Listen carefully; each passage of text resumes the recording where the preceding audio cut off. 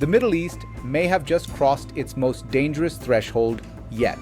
A ceasefire that was supposed to stop the fighting is now hanging by a thread as the United States and Iran exchange direct military strikes across the Persian Gulf.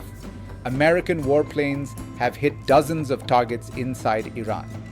Tehran has fired missiles toward Bahrain, Kuwait, Qatar, and Jordan, countries that host American troops and military bases.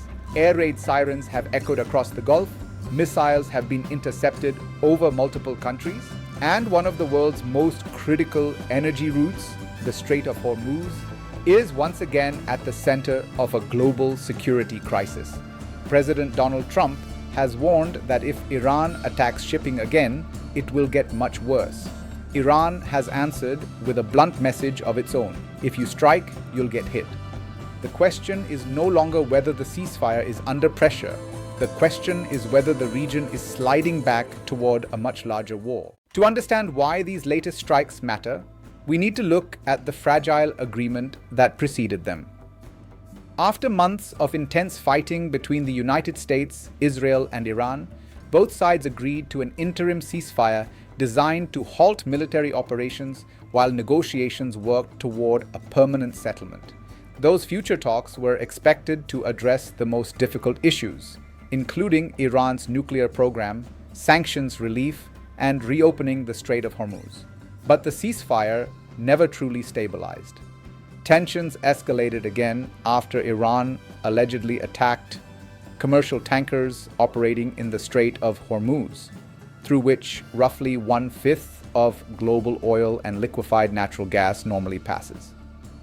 Washington responded with a fresh wave of airstrikes, saying it aimed to further degrade Iran's ability to threaten freedom of navigation. Iran retaliated by launching missiles and drones towards several US-aligned Gulf countries that host American military facilities. Although most incoming projectiles were intercepted, the message from Tehran was unmistakable. Future US operations will carry regional consequences. Now, the conflict has entered a far more dangerous phase. The first major development is geographical.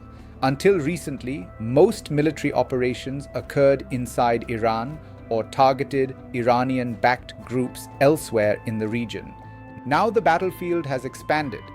Missiles have targeted Bahrain, Kuwait, Qatar, and Jordan, all countries hosting American forces.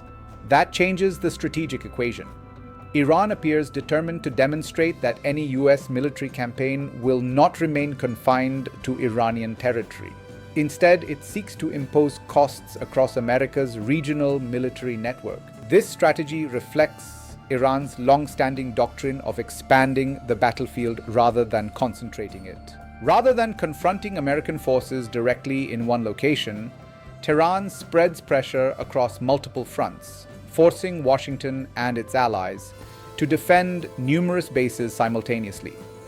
Even if interceptions remain successful, every incoming missile forces governments to activate expensive air defense systems, suspend civilian activity, and maintain heightened military readiness.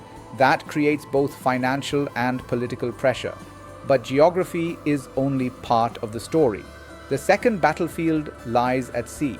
The latest American strikes were officially justified as efforts to protect shipping through the Strait of Hormuz. That narrow waterway carries one of the largest concentrations of global energy exports anywhere on Earth. Before the conflict, nearly 1/5 of internationally traded oil and natural gas passed through the strait. When attacks on commercial shipping intensified earlier in the conflict, maritime traffic collapsed. Insurance costs surged, oil prices spiked. Import-dependent economies around the world immediately felt the impact. Although shipping gradually resumed after the interim ceasefire, renewed attacks threatened to reverse that recovery. This explains why Washington responded so forcefully. The Pentagon understands that protecting maritime commerce is not simply about defending ships. It is about preventing global economic disruption. Iran understands this as well. The Strait of Hormuz remains one of Tehran's most powerful strategic tools because it allows Iran to influence global energy markets without matching America's conventional military strength. Every threat to the waterway immediately affects oil prices, shipping companies, insurers, and governments worldwide. That leverage explains why both sides continue treating Hormuz as one of the conflict's central battlegrounds. Yet the military dimension tells only part of the story. Politics may ultimately determine whether the war expands or ends. One of the most overlooked aspects of this crisis is that Iran itself may not speak with one unified voice. Reports suggest competing factions inside Tehran hold different priorities. Hardline elements favor maintaining maximum pressure on the West and preserving Iran's leverage over the Strait of Hormuz. More pragmatic officials reportedly seek a negotiated settlement that could ease sanctions and stabilize Iran's struggling economy. This internal tension became visible in recent public statements. While Parliament Speaker Mohammad Bagher Khalibaf warned that America would face retaliation for every strike, Iranian negotiators simultaneously continued discussing future diplomatic talks aimed at reaching a permanent agreement. President Trump has also sent mixed signals. He declared that the ceasefire was effectively over while simultaneously saying negotiations should continue and suggesting he did not expect a prolonged military campaign. These contradictory messages create strategic uncertainty. Each side continues talking about diplomacy while simultaneously escalating military operations. That combination significantly increases the risk of miscalculation. One mistaken strike, one unexpected casualty, or one failed missile interception could rapidly push both governments beyond the point where diplomacy can easily restore stability. The implications extend far beyond the Middle East. For Gulf countries, the latest missile attacks reinforce the reality that hosting American military bases also makes them potential targets during regional conflicts. For global energy markets, renewed instability around the Strait of Hormuz threatens another period of volatile oil prices, higher transportation costs, and broader inflationary pressure.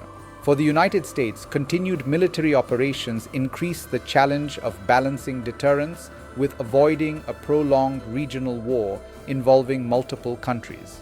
For Iran, every additional confrontation strengthens nationalist sentiment at home, but also increases economic pressure through continued sanctions, disrupted trade, and damaged infrastructure. For China, India, Japan, and Europe, major importers of Gulf energy, any prolonged disruption to Hormuz directly affects economic growth and energy security.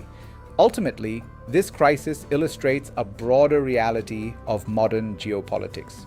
Regional conflicts rarely remain regional when they involve strategic shipping lanes, global energy supplies, and major military powers.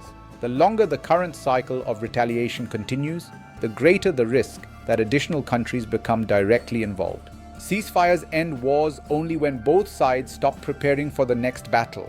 And today, the missiles flying across the Persian Gulf suggest that peace remains far more fragile than the paperwork that created it.